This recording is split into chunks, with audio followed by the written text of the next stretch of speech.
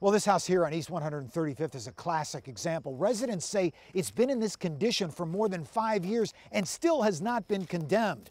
Members of some community development corporations blame the Building and Housing Department, saying their inspectors aren't getting the job done and not enough cases are making it to court. Where have they been?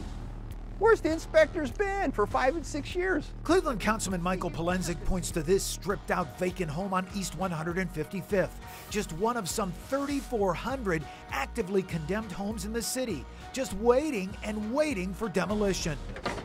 Look at the inside of it. No, go look at the inside of that. Polenzig says Cleveland housing inspectors aren't following through by getting irresponsible homeowners like this one into housing court. The properties just sit here. They just sit and sit and sit for years. Why aren't we prosecuting? Why aren't we going after the people? Somebody owns this junk. How do you live next to this if you have kids? A neighborhood danger that nearly ended in tragedy on September 11th after an abductor tried to drag a 12-year-old girl into this open vacant home on Superior Avenue.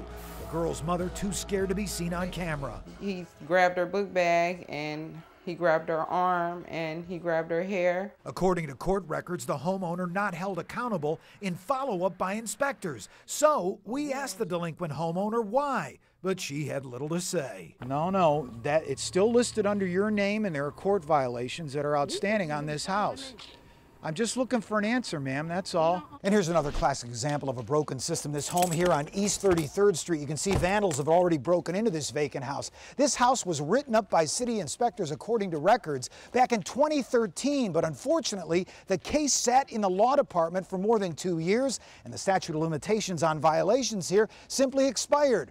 Residents left with this mess still in their neighborhood. Shouldn't your inspectors have followed up on that with the law department? I'll check on that particular file to see if we submitted a prosecution packet. We challenged Building and Housing Director Ron O'Leary after going over the number of cases filed by his inspection team in housing court since May 1st. Our audit showed that only 6 of 28 inspectors filed more than 35 cases during that 18-week period, while 2/3 of the staff filed fewer than 20 cases. Efficiency in filing these cases in court, will you look at that? Oh, yes, we do. And when we look at all of the workload that an inspector has and look to see, is the inspector meeting the internal benchmarks or not? Benchmarks, Polenzig says city inspectors simply aren't meeting. When you start looking at how few inspections some inspectors have done, you have to ask yourself, what the hell is that about?